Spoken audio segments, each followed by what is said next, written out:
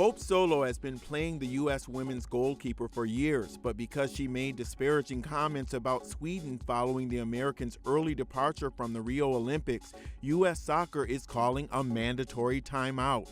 She's been suspended for 6 months for calling the Swedes, quote, a bunch of cowards, unquote, for focusing on defense rather than attacking the three-time defending champion U.S. team. That said, Sweden obviously didn't focus entirely on defense. The team beat the U.S. 4-3 on penalty kicks, following a 1-1 draw in a quarterfinal match, causing Solo to become frustrated and lash out after she let balls get past her. U.S. Soccer President Sunil Gulati says Solo's comments were, quote, unacceptable and do not meet the standard of conduct we require from our national team players, unquote.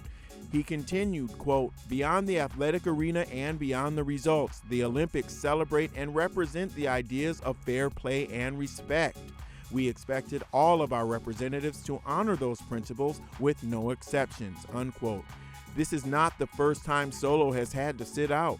She was suspended in 2015 for her conduct after she was in the passenger seat when her husband, former NFL player Jeremy Stevens, was charged with driving under the influence while driving the U.S. soccer team van during Solo's training camp stint in Carson, California.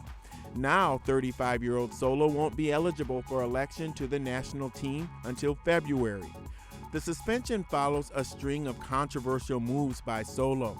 Also during Rio, Solo posted a photo on social media of herself covered with mosquito netting and armed with insect repellent to express her concerns about the Zika virus.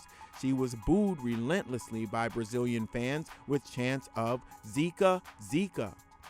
Solo has also vocally advocated for women's rights as one of the U.S. players who filed a complaint with the U.S. Equal Employment Opportunity Commission for wage discrimination, and more recently she's called for better conditions for players in the National Women's Soccer League.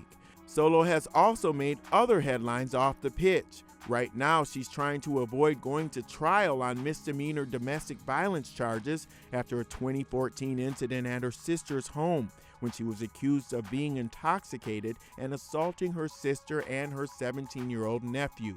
Solo said she was a victim in the altercation. As for her latest suspension, which could very well mark the end of her career, Solo issued a statement on Twitter.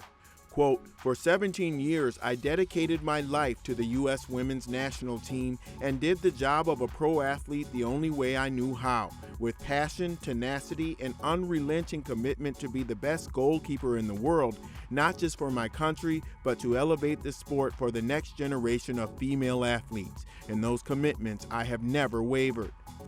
Rich Nichols, executive director of the Women's National Team Players Association, told Sports Illustrated that the suspension was, quote, excessive, unprecedented, disproportionate, and a violation of Ms. Solo's First Amendment rights, unquote.